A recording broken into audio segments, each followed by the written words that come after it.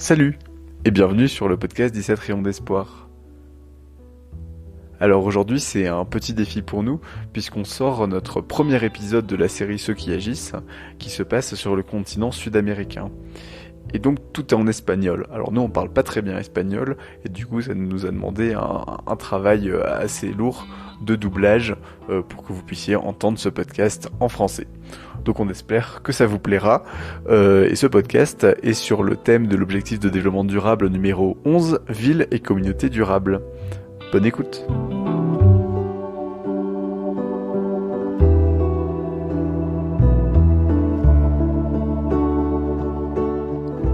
Nous sommes en Bolivie, un pays au sud du Pérou et au nord de l'Argentine, et précisément à La Paz, la capitale administrative du pays. Alors La Paz est une ville très particulière, c'est la plus haute capitale du monde, qui est située à 4000 mètres d'altitude dans la cordillère des Andes, et sa géographie est aussi très particulière puisqu'il s'agit d'une sorte de cuvette avec beaucoup de logements et d'habitations, même sur les parois très raides de cette cuvette. Et pour se déplacer, il y a un réseau de téléphériques qui permet d'éviter les bouchons dans la ville. Et donc on a rendez-vous avec Annelise Melendez, la directrice de l'ONG Red Habitat, qui œuvre pour le derecho a la ciudad, le droit à la ville.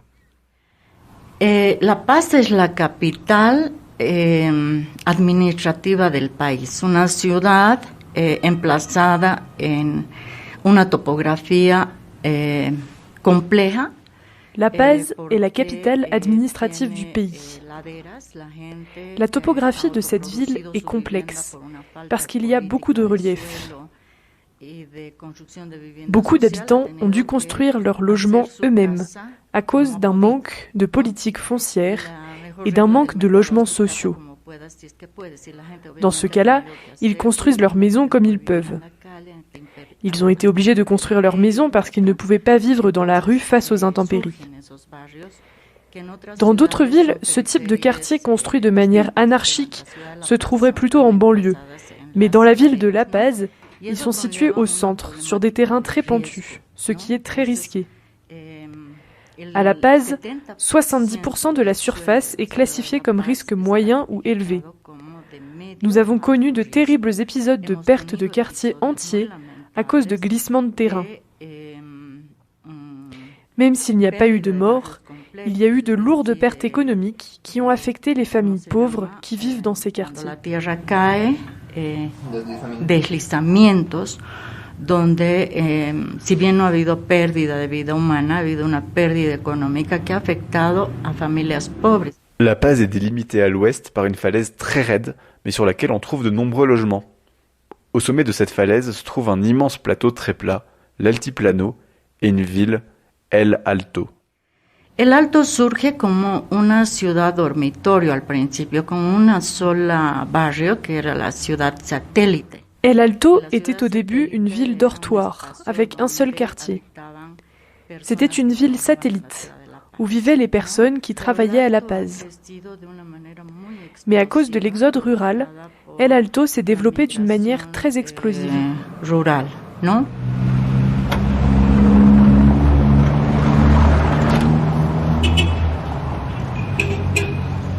L'objectif de l'ONG Red Habitat est d'aider les personnes vulnérables de La Paz et de El Alto.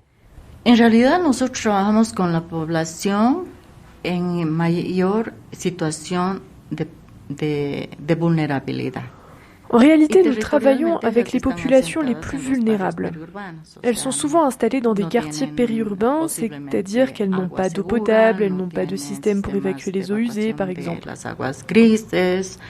El hecho de que una mujer no tenga agua dentro de la casa implica sobrecargarles de trabajo porque ellas tienen que ir. Le fait qu'une femme n'ait pas d'eau à l'intérieur de sa maison implique une surcharge de travail, car elle doit aller chercher de l'eau, la rapporter, en plus de la responsabilité de porter des enfants, qui incombe aussi fondamentalement aux femmes. Celles qui ont entre 50 et 60 ans sont issues de la première vague de migration aymara des zones rurales. Elles ont un niveau scolaire très bas et ne connaissent pas leurs droits. On essaie donc de leur expliquer quels sont ces droits en fournissant des espaces de rencontre qui leur permettent de se dire « Ah, c'est mon problème, mais ça aussi était ton problème et ton problème. C'est notre problème. Alors nous nous battrons ensemble pour faire face et exiger que les droits qui sont inscrits dans la loi, qui ont été le résultat d'une lutte dans l'Assemblée constituante, soient respectés. Qu'ils ne soient pas seulement des droits de papier, mais qu'ils transforment la vie des gens. »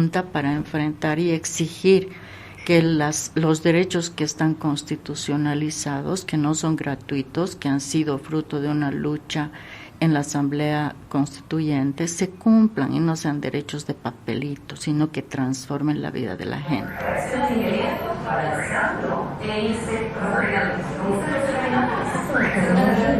L'ONG se bat pour défendre un droit fondamental à La Paz, le droit à la ville.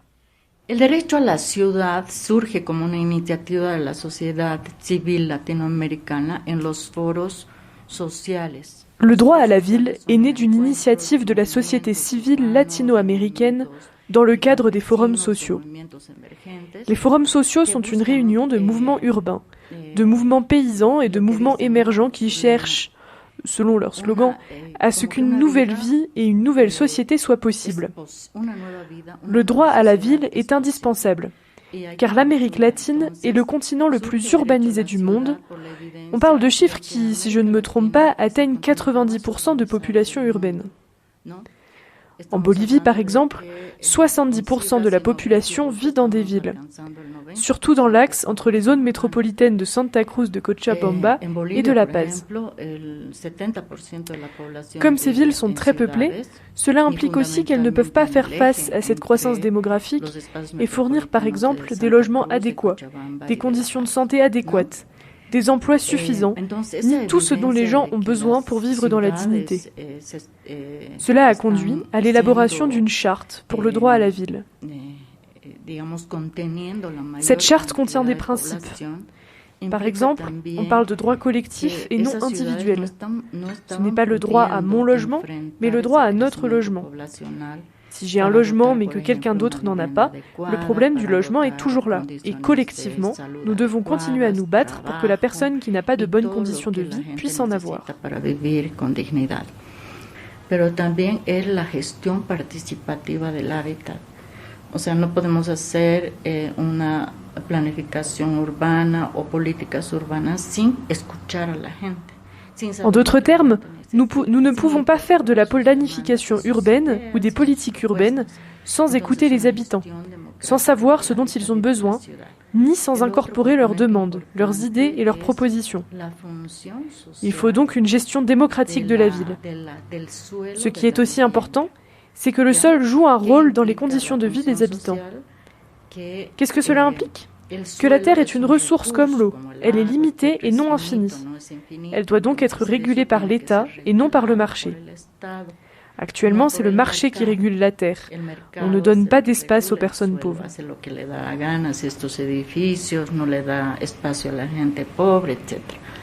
Entonces, el derecho a la ciudad y para nosotros es como un paraguas.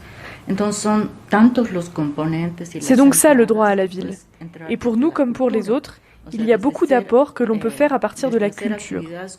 En menant des activités culturelles, vous pouvez contribuer au droit à la ville parce que la ville doit aussi être, dans l'espace public, un lieu de rencontre, de construction, de cohésion sociale et de tous ces éléments qui permettent aux sociétés d'être pacifiques et sans violence.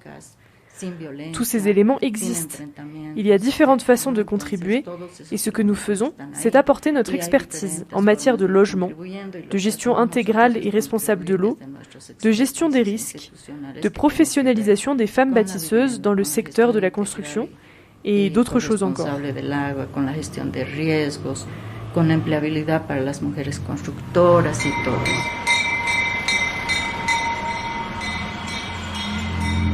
L'ONG travaille très concrètement sur le terrain en soutenant particulièrement les femmes vulnérables.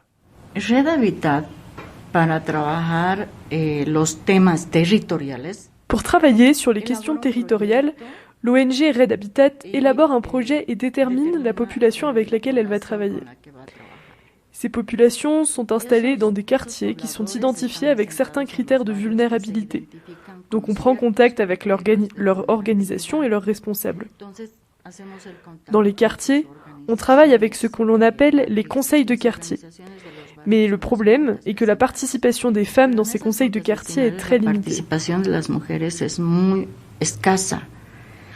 Cuando la grada de la discriminación es alta. Lorsque les femmes sont particulièrement discriminées, il est nécessaire de travailler sur des stratégies pour combattre petit à petit ces inégalités.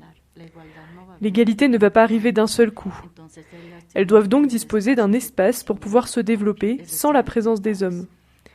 C'est ce que l'on appelle la discrimination positive. Je discrimine, je n'inclus pas les hommes à ce moment-là, parce qu'ils ont de meilleures ressources pour participer. En tant qu'hommes, ils ont déjà la possibilité de participer, mais les femmes non, elles sont stigmatisées. C'est donc ce que nous faisons. Nous essayons de fournir aux femmes de plus grandes possibilités de participer sur leur territoire. Nous créons des espaces de rencontre entre les quartiers pour qu'elles puissent se connaître et créer des alliances plus larges. Il y a quelques années, nous avons réussi à consolider un groupe de femmes, dont je ne me souviens plus du nom, mais qui étaient en quelque sorte avant-gardistes. Elles promouvaient la lutte contre le changement climatique. Et elles ont participé à beaucoup d'événements et de forums. Et un autre exemple important est le travail que nous avons développé avec les femmes bâtisseuses. Nous n'avons pas une approche territoriale avec elles, parce que l'une vit ici, l'autre vit là, l'autre vit à El Alto, mais il y a un point commun qui est que ce sont des femmes qui travaillent dans la construction. Nous avons donc mis en place une formation technique complète dans les méthodes de construction, mais aussi en lien avec leur spécialisation, la peinture, la plomberie. Et en plus de ça, on a ajouté une formation sur leurs droits. En construcción, en especializaciones, etc., de pintura, de plomería, pero también el componente de derechos.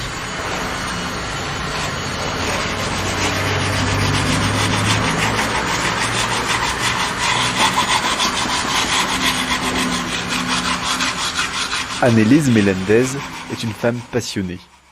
Nous sommes impressionnés par l'énergie qu'elle fournit pour cette cause. A ver, porque he encontrado un espacio donde siento que mi vida tiene utilidad. No para mí misma, sino para hacer con las capacidades que tengo, sean limitadas o grandes, cambios, ¿no? Red Habitat est important pour moi parce que j'ai trouvé un travail où je sens que ma vie est utile. Non pas pour moi, mais pour agir avec mes capacités, en créant des petits ou des grands changements. Ces changements ne doivent pas nécessairement être structurels. Parfois, le simple fait de changer la vie d'une personne est important. J'essaie de concentrer mes efforts pour combattre les injustices et les inégalités de cette société, qui continue malgré les rêves que les gens ont. C'est le changement qui me motive, le moteur de ma vie. C'est incroyable de voir des gens qui ont de l'espoir malgré leur situation. De voir des femmes qui se battent alors qu'elles sont seules, qu'elles ont des enfants avec des maladies que même moi je n'aurais pas pu supporter quand j'étais enfant. Je pense qu'avec le courage qu'elles ont, je me battrai jusqu'au bout. Creo con la valentía que ellas lo enfrentan, entonces eso te da como que un electro. La thématique de la ville durable est une problématique très large. Ce qui est intéressant dans l'approche de Red Habitat, c'est que l'ONG part d'un cadre très théorique, très conceptuel, celui du derecho a la ciudad, le droit à la ville. Et donc là, on va parler de gestion participative, on va parler de droits collectifs, ce qui sont des éléments très théoriques. Et derrière, l'association va prendre des mesures très concrètes sur le terrain, comme l'accompagnement des femmes bâtisseuses ou le militantisme pour le droit au logement.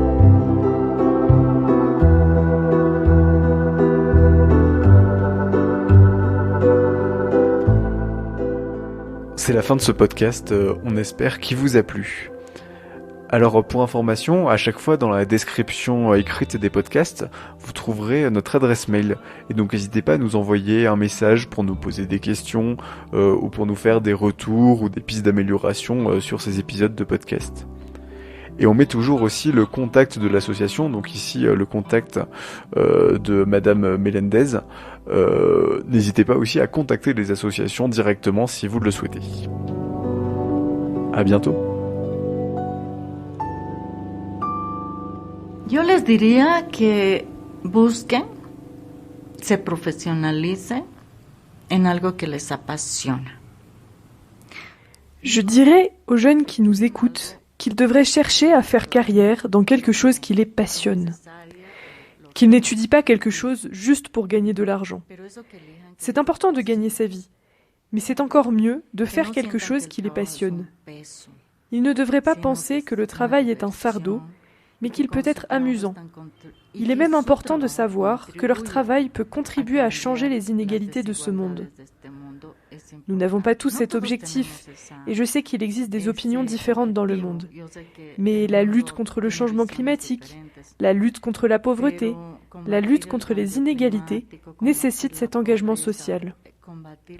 Non seulement j'existe dans cette vie, mais j'existe avec des gens autour de moi, et je dois donc regarder ce monde qui m'entoure. Hay a mi alrededor y tengo que mirar a mi alrededor.